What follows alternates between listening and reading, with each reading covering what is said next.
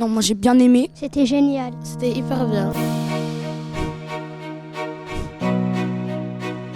Surtout, on a bien aimé être dans la peau d'un journaliste pour au moins quelques heures. En amont de la semaine de la presse, on a proposé aux élèves, aux enseignants de la cité scolaire Henri Vallon de faire la semaine de la presse en une journée. Aujourd'hui, nous avons décidé d'investir un établissement scolaire autour effectivement d'une immersion totale qui montre finalement toute la diversité, toute la palette des activités pédagogiques que nous menons, que mènent les enseignants toute l'année en matière d'éducation aux médias et à l'information. Se mettre dans la peau de journaliste avec des jeux comme Classe Investigation, comprendre ce qu'est le commentaire sportif, comprendre aussi comment on construit l'information quand on est dans un média comme Hugo Décrypte ou dans un média plus traditionnel. Mais aussi des rencontres avec des professionnels de l'information et des médias, en particulier avec la reporter Solène Chalvon-Fioriti qui depuis près de 15 ans travaille sur le terrain de l'Afghanistan. Ce que j'ai essayé d'expliquer aux élèves, c'est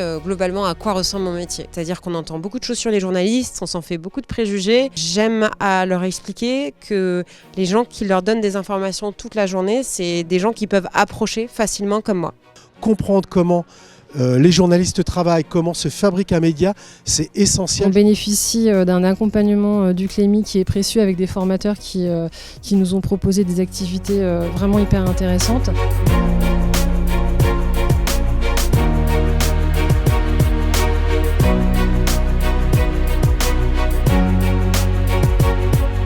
Nous, ce qu'on aime au Clémy, c'est de leur faire même fabriquer l'information. Mais c'était aussi important de les faire pratiquer, donc construire une émission de radio, se mettre dans la peau d'un chroniqueur, se mettre dans la peau d'un présentateur ou d'une présentatrice. J'ai encadré un atelier de production radiophonique avec des élèves de seconde qui ont pu produire en 2h30 une émission de radio en partant de rien. Je me suis rendu compte en arrivant dans ma classe cette année qu'il y avait beaucoup d'informations qui circulaient, qui venaient des réseaux et qui se répandaient pas mal dans l'école.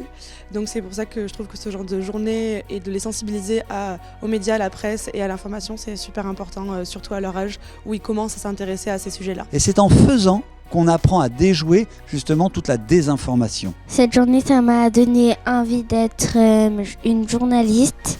Moi ça m'a donné envie d'être commentateur sportif vu que j'aime bien le sport. C'est qu'ils ont été tous très captivés par les intervenants, par les productions. Je suis ravie de cette journée. Les élèves sont pleins de spontanéité.